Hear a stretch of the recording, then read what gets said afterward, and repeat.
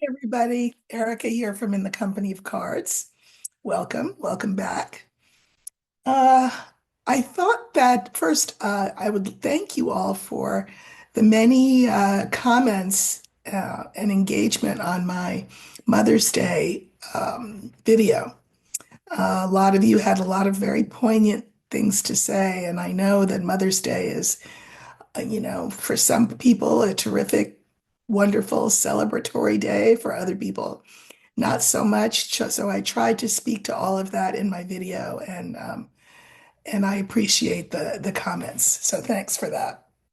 Okay, now back to business. So there are maybe one, two, three or four things that I think I'd like to look at. I don't think this will be a long video.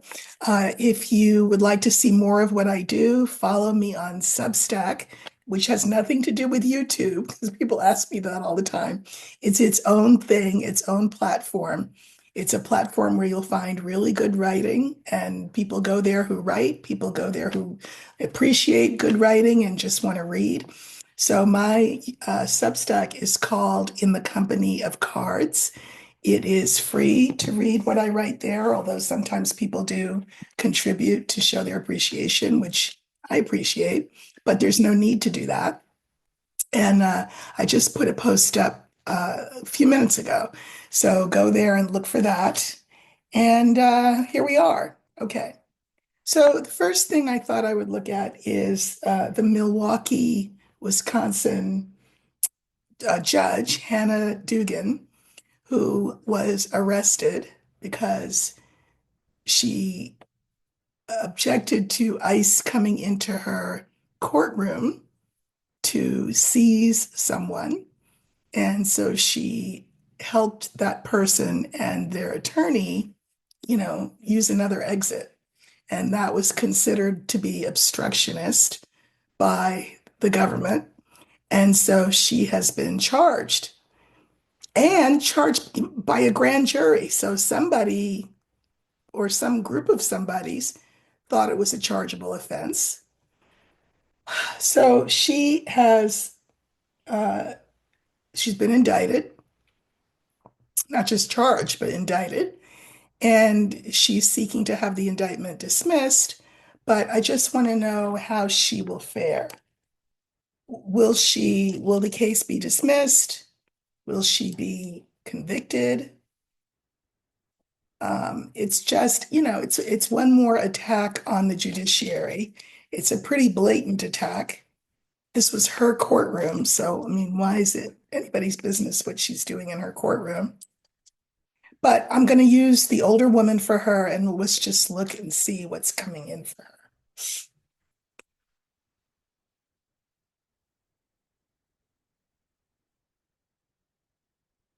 We're looking for the older woman that will stand for Judge Hannah Dugan of Milwaukee, Wisconsin, who has been uh, indicted now on charges of, I guess, obstruction, when really she was the one whose operation was obstructed when ICE came into her courtroom looking for whoever they were looking for.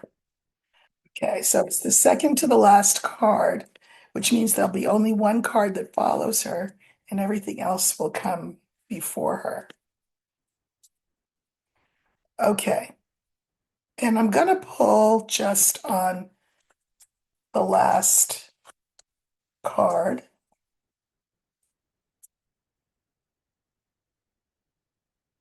And maybe the next to the last card.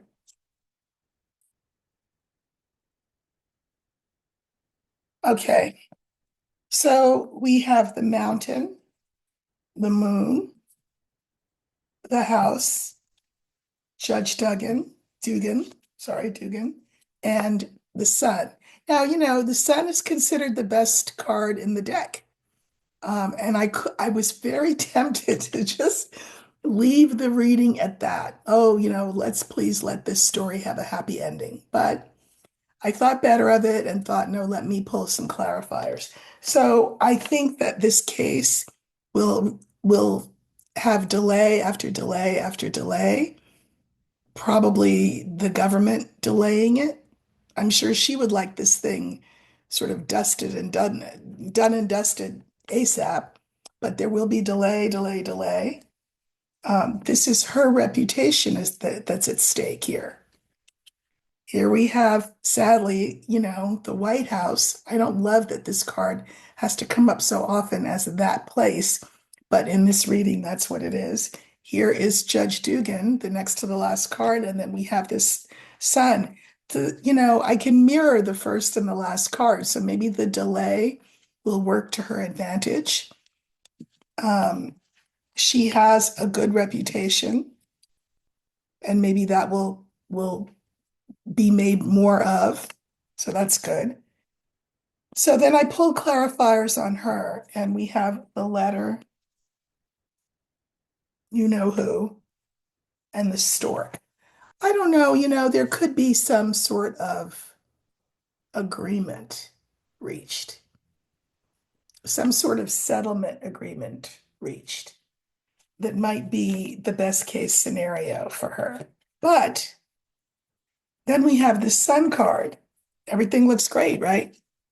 But the clarifiers are the dog, the scythe, and the cross.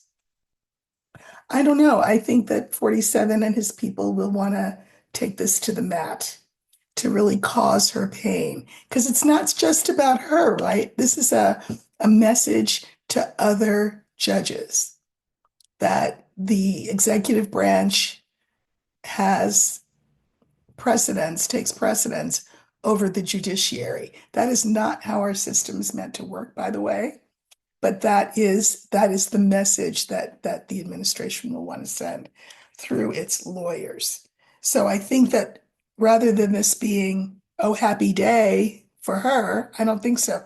I think this will shine light on the executive branch's intention to pull rank and sort of hog tie and control the judiciary. So I can also mirror this cross card with the mountain. I just think there'll be delay, delay, delay. I think her life as she knew it is over, in terms of just this making everything just be dragged out. I mean, I don't know, can she work still as a judge, given that she's been indicted? I mean, I hope so. But they will make her life miserable, as they want to make everybody's life miserable who's not MAGA, MAGA, MAGA. So we need to hold her in our prayers. If she asks for money, if we have any to spare, give it to her. What a position to be in. She's just minding her business, being a good steward of her courtroom and the people in it, and due process. And this is what happens. You can be minding your own business and, step on a landmine. 47. Okay.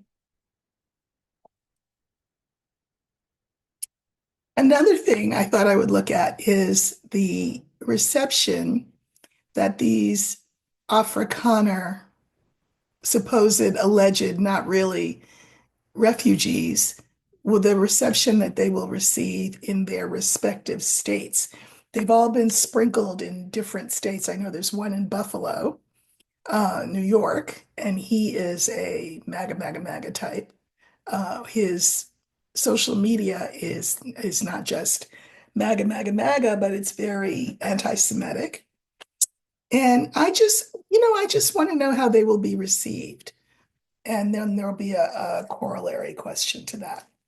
So I think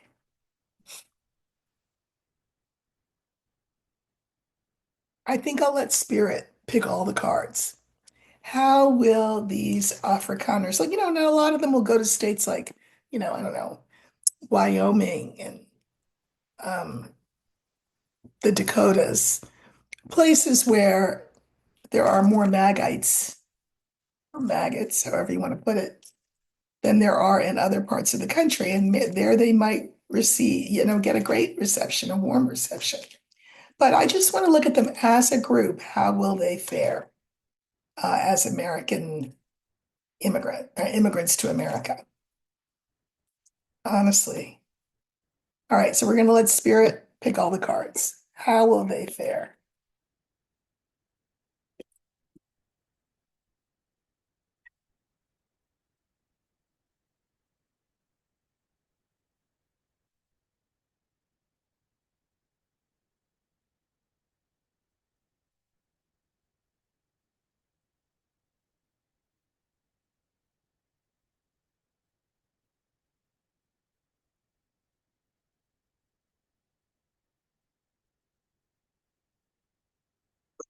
Uh, Interesting. And I may pull some clarifiers, but I'll talk about what I got before I do that. So, snake.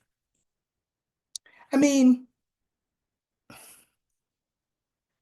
I don't have to tell you the story of how they got here and what 47 is claiming about them, but this is problematic all the way around. And I can mirror this snake with the last card, which is the rider. That is the message. The message is not so much to South Africa about, what we think about the, how their white citizenry is being treated. No, it really is more than anything. I think this is a message for Americans. And the message is they were let in because, quote unquote, by the way, this is a quote, they could easily assimilate. Well, that just means that they're white. So they'll sort of blend in with the wallpaper kind of thing. They won't stick out the way somebody of color would stick out. Also, it's to say, these are the kind of immigrants that we want. The ones that look the part that we want them to look. So anybody from, I don't know, Denmark, Norway, Sweden, come on down. Uh, and you white South Africans, come on down. It is a really vile message to Black people. Because remember that these are people who benefited from the system of apartheid. They just did.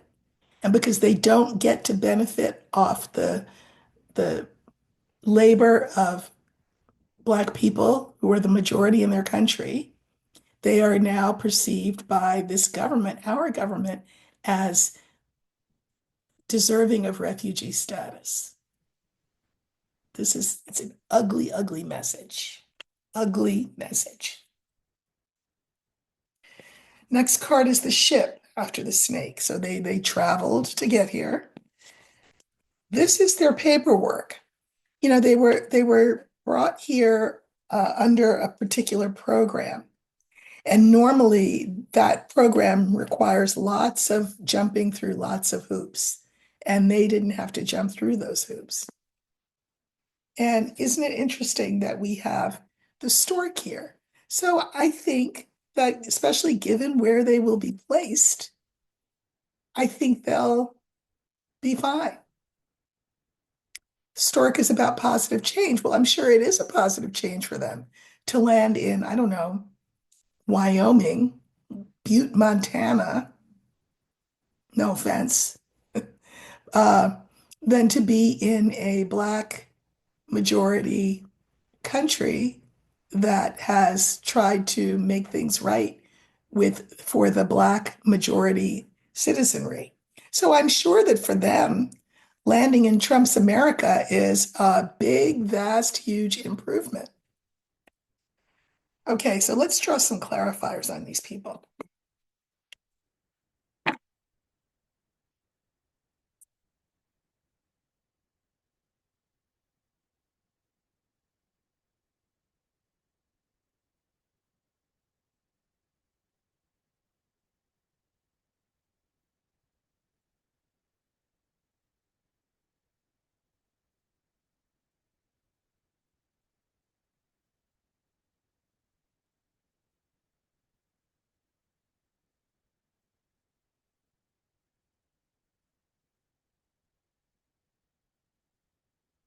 Okay.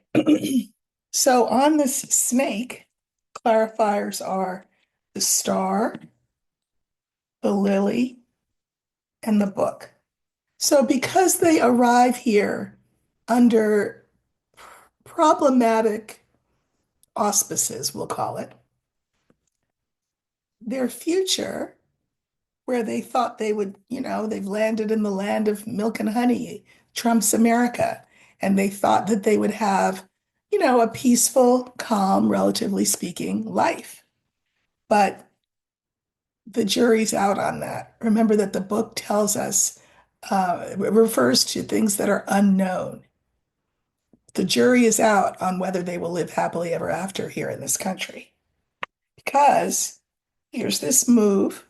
Clarifiers are the mountain, the ring, and the child. Despite what 47 would like this country to be, there are a lot of differences between here and South Africa. And I think that there will be impediments to their fitting in, to their sort of slotting themselves into the circle that is America. I think they will feel like, even though they look white, um, look like every other Montanan that you might meet, they will feel like strangers in a strange land because they will be. Okay, their paperwork. Clarifiers are the fox, the woman, and the house. I will say that, of course, there is a degree to which, on the one hand, they're like, oh my God, this is great. We got to jump through all these hoops and come here under the auspices of this program. And aren't we lucky? But, this is the wolf in sheep's clothing. These people were used by the White House to advance this Christo-nationalist 2025 agenda. They brought children. Children are among the 59. And if 47 is going to pay white people to have white babies, well, here's some white babies. They just got off the plane. They're being used. Now, they may be willing to be used. Obviously, they are willing to be used. But I'm not sure that they come out ahead here. So then we have the stork card, and that originally made me think, okay, this will be an improvement for them over their lives in South Africa. Clarifiers are the coffin, the moon, and clover. I think many of them really will try to adapt. The coffin is about transformation. Transformation means that you cease to become one thing in order to become another. This is the card for identity. So I think there will be a lot of these 59 who will, again, a lot of them are children, who will they'll lose their South African accents and their South African mindset, sort of. Because again, given where they're being settled, given who the president is, given who their allegiance and loyalty and gratitude is to, which is 47, they will become MAGA type Americans. And as long as they stay in that MAGA bubble, they'll probably be very happy.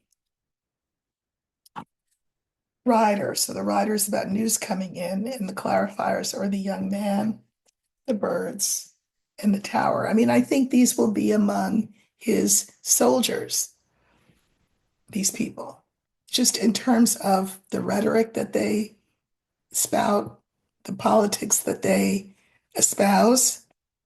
They will find company where they're being settled, and they will be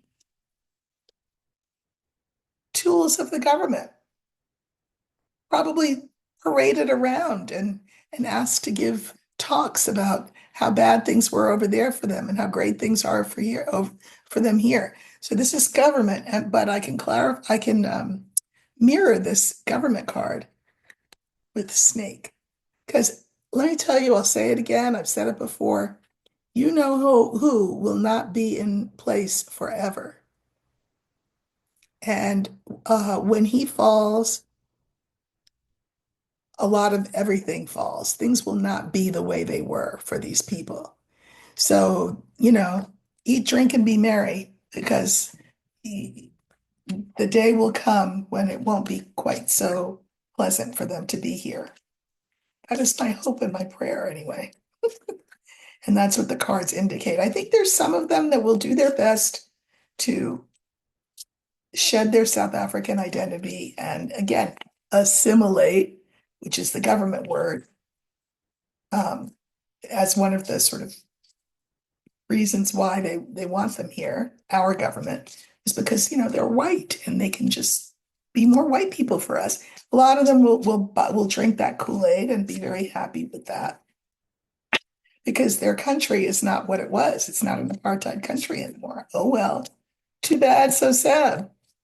Now, on the same subject, before I was who I am now, I've told you I was a teacher. Before I was a teacher, I thought I was going to become an Episcopal priest. I have a master's of divinity to prove it, and I thought I was going to be a priest. I didn't become one, but anyway, it was the Episcopal Church. And the Episcopal Church has as many churches and denominations do, has a sort of a contract, I guess you'd call it, with the government to help resettle refugees. And the Episcopal Church is no exception. They help settle refugees, by giving people, food, shelter, clothing, um, the things that they need to live a life. Well, the Episcopal Church said, pass us with that. We are not going to help out these people. We think they were brought here under, um, you know, a faulty premise, and we're not participating. What I'd like to know is whether the church will be harmed by this. So you know that there's supposed to be separation of church and state, but and that churches, for example, have tax exempt status. Will 47 try to do what he's done to Harvard, which is to try to remove the church's tax exempt status? So I think I will let Spirit pick all the cards. Will the Episcopal Church face financial consequences for refusing to participate in the resettlement of these Afrikaners?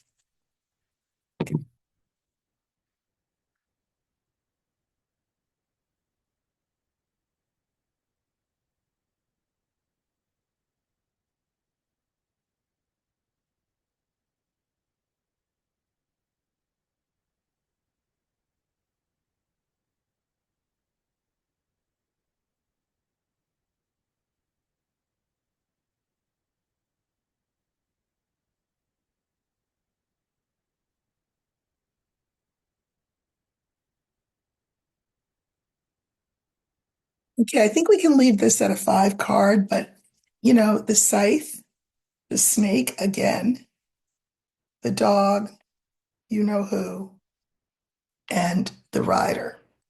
So I think maybe I will draw a clarifier on the rider. So we know that this decision will cause them trouble at the hands of 47 because he will want to make an example of them and send a message. But messing with the Episcopal Church is not unlike messing with Harvard. Are you really sure that's what you want to do, 47? In the center, we have the dog card, and this is the card for attorneys. So if they try to take their tax exempt status, again, this will be, more money for more lawyers, spending more time in court. But I think I'm going to pull clarifiers on what message come out of this.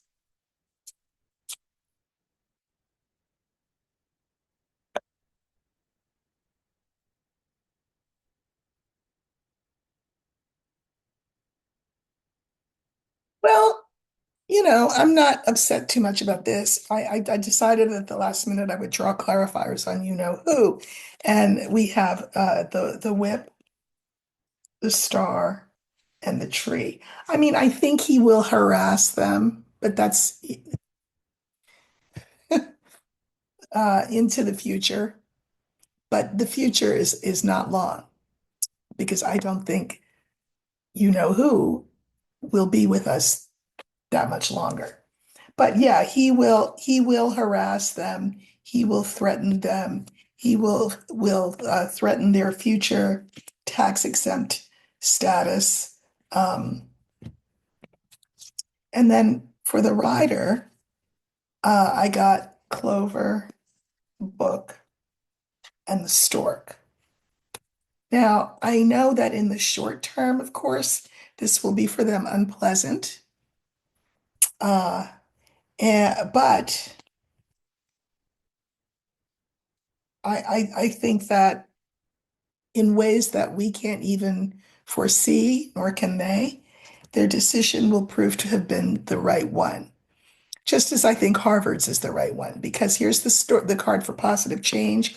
The decision will create positive change. Now, what kind of positive change could this decision create? Well, there's a lot of cowardice out there, but the more big institutions who have clout stand up to this man and say, yeah, no, we're not doing that, the braver it makes people. And so I think we will have example after example. Way leads on to way, as Robert Frost would have us to know. And I think this decision by the Episcopal Church will reap very good fruit moving forward, even if the fruit is simply that other institutions, I'm going to call it, will find their courage and stand up against him. So that's good. Okay, one more question and then we'll call it a day. I have a reading coming up shortly, and it took me a couple of hours to write my Substack article, so it's been a long day, but I didn't want another day to go past without seeing you all. So the last thing I think I will look at is this attempt by Speaker of the House Mike Johnson to reconcile the Trump's budget, the tax piece of it. So, will this be reconciled before Memorial Day? Now, what are we talking when we say it? Will it be reconciled? Reconciled means, will it pass? Will it go forward, right? So in this budget are tax cuts, uh, proposal for border security, we'll call it, uh, energy independence, and Medicaid changes. They'll call them reforms, but I'll say changes. And what's interesting is that it's not just sort of the Democrats over here and then the Republicans, and that everybody votes as a block, and there you go. And since the Republicans have the majority, the bill gets through the House. It's not exactly like that because there is dissension in the Republican House. The dissension is between, on the one hand, hardcore conservatives who feel that there are not enough draconian cuts, that Medicaid is not being cut enough, that there should be more money for billionaires. They just feel that, since the iron is hot, we need to strike, and we think this is too liberal, we'll call it, of a budget. But then there's the other half and I say half because of the Republican Party, who has been listening to their constituents, like it or not, and who feel that the cuts to, for example, Medicaid are way too harsh. They also feel that there should be better a better tax structure so that people who itemize can get more of their money back. It's a little complicated, but at any rate, there are two factions in the Republican Party. One is marginally less conservative than the other, even though both of them are very conservative. And apparently, these two factions have each said they will take this to the mat. They are entrenched in their positions. So Mike Johnson has been trying to, you know, sort of get everybody together on side, and that's been really difficult. So I just want to know, will he be able to pass this budget? Will he be able to reconcile this bill before Memorial Day? Now, of course, that speaks not at all to what happens after that, because what happens after that is that this has to go to the Senate. But I'm not even going to look at the Senate piece yet. I'm just going to look to see, will it get reconciled so that it can get through the House? And I think I'll use the letter for this bill, this budget.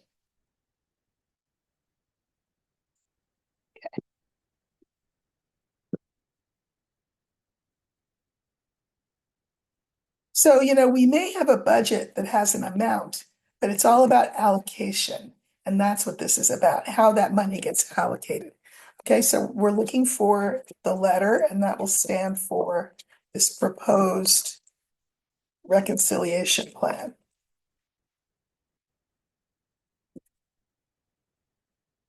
Will Mike Johnson be able to get it through the House by Memorial Day, which is coming up pretty soon?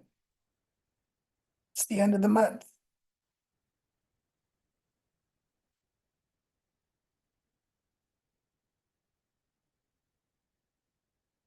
Well, sorry to leave things on this note, but anyway, we have the scythe, the child, the letter, which is the budget reconciliation, the whip, and the ship. And the ship is the card essentially that tells the tale. They don't in the end, the Republicans do not want to look as though they are as badly split as they actually are. So they will make a decision to push the bill forward to the Senate. I think in the end they will. I think there may be some small changes, not many. There will have been lots of arguments, but in the end, I think that Johnson will get it through the House in time for Memorial Day. And then we can look at it again prior to its going to the Senate and see what the odds look like that it'll get through the Senate. All right, most scintillating of readings, perhaps, but just wanted to hop on, say hi, and look at some things. So thank you so much for liking, sharing, subscribing. I really, really appreciate it. We are in our, ninth month of life. This is April, this is May, June, July, 1st of August. So the 10th month of life. And I'm really pleased with how things are going. I think you all are really interesting, involved, articulate, kind bunch, and I'm happy to be here with you. So I will see you very soon. Take care.